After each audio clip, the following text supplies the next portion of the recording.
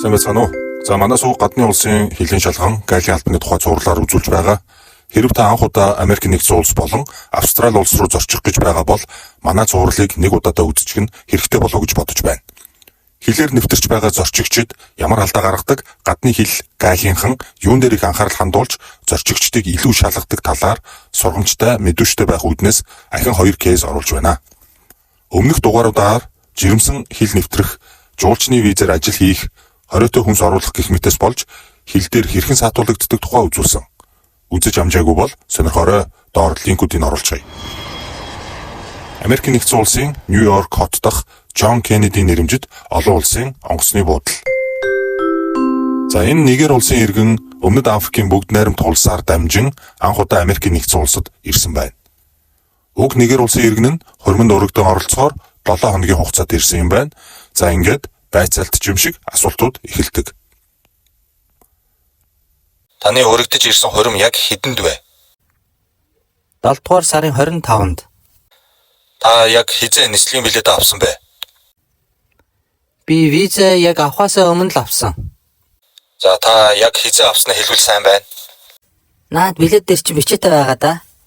За би тэрийг харж байна л да. Би танаас өөрөөс чинь асуугаад байгаа юм аа. Хэрв 2 бол 2, 7 бол 7 хоногийн өмнө гэж хэлчих. 1 сарын өмнө авсан. За иймэрхүү яриа өрнөсний дараа хилийн шалганы ажилтан түүнийг дахин нарийн шалгах шаардлагатай гэж үзжээ. За таны цүнхнээс олон төрлийн ажил мэргэжлийн сертификатууд үнэмлэхүүд гарч ирлээ л дээ. Энэ одоо ямар учиртай юм бэ? Хурманд оролцоход энэ бүх сертификатууд хэрэгтэй гэж юу? Энэ дамжиж ирсэн Өмнөд Африкийн улс маш олон төрлийн бичиг баримт шаарддаг. Паспортоос гадна энэ бол би юмаа гэдгээ баталж чадах, аль болох олон баталгаа үзүүлэх нь хил дээр гацхгүй цаашаа нислэгээ үргэлжлүүлэх боломжийг өгдөг юм аа. Тийм учраас би өөрийнхөө нэртэй үзүүлж харуулж болох бүх зүйлсээ аваад яваа маань энэ.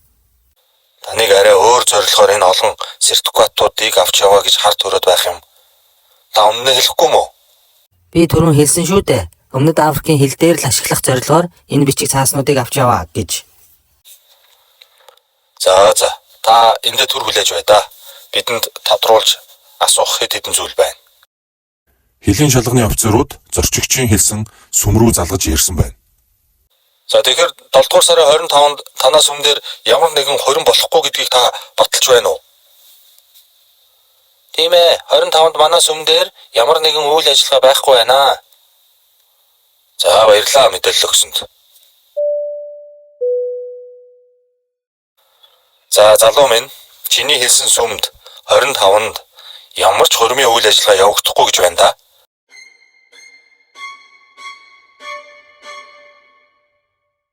Үгүй би үеэл дүүгийнхээ өгсөн мэдээллийг л би танарт хэллээ.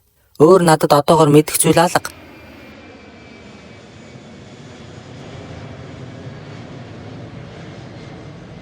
Энэ үед хурмандаа өрсөн үеэл дүүтэй нь холбогдож доорх хариуг авчээ. Та хэн гэдэг хүмүүсийг хурмандаа өрсөн бэ? Нэрүүдийг хэлнэ үү? Зөв. Тэгэхээр та 25-нд болох хурмынхаа ёслолын сүмийг өөрчилсөн гэсэн үг үү? Ойлгомжтой. Дэлгэрэнгүй мэдээлэл өгсөнд баярлалаа. Мөн захиалга өгсөн зочид буудалтай нь холбогдсон бөгөөд захиалга нь төлбөрөөр баталгаажсан болохыг хилийн шалганыхан мэдэж авчээ. Ийхүү уг залуу үеэлийнхээ хурманд ирсэн нь батлагдаж хилээр саадгүй дотогш нэвтэрсэн байна. Тэгэхээр хэрв танд иймэрхүү зүйл хил дээр тохиолдвол сандрах огт хэрэггүй. Мөн уурлаж уцаарлан сэтгэлийн хөдөлгөөнөө илэрхийлэх нь бүрч хэрэггүй. Хилийн шалганыхан ажиллаа хийж байгаа гэдгийг бас ойлгох хэрэгтэй. Таны ачаанд хориотой хууль бус бараа таваар байхгүй. Та өөрөө хууль зөрчөөгүй тул айд сандрах хэрэггүй. Зөвхөн асуултуудад нь дэлгэрэнгүй хариулаад хэсэг хугацаанд хүлээхэд болно. Хэсэг хугацаа гэдэг нь зарим тохиолдолд бүтэн өдөрч байх боломжтой бөгөөд энэ нь таны өгсөн мэдээллээс их шалтгаалдаг юм байна. За дараагийн кейсээ ярий. Австралийн Мельбурн хотын олон улсын онгоцны буудал дээр энэхүү хэрэг гарчээ. Нигер болон Зааны ясын ирэг гэсэн Африкийн улсуудаар дамжин ирсэн Япон улсын иргэн энэ бүсгүйг хилийн шалганыхан саатуулжээ. Уг зорчигч нь жирэмсэн бөгөөд гар тэшийг нь хэд хэд удаа X-ray шалгах төхөөрөмжөөр шалгахад с жиг бүхий зүйлс анзаарэгдсэн байна.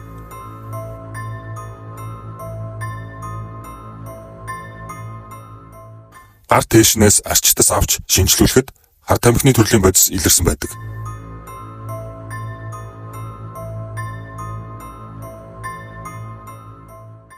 Австралид ирсэн зорилго нь тодорхойгүй, аяллаа ямар нэгэн төлөвлөгөө байхгүй энэ жирэмсэн Япон бүсгүйгийн цүнхний дотор хан болон хатуулах хэсгүүдийг багжаар задлж үзэхэд цагаан нунтаг асгарсан бөгөөд лабораторийн шинжилгээгээр уг нунтаг нь мансууруулах өндөр үйлчлэлтэй хар тамхи болох нь тогтоогджээ.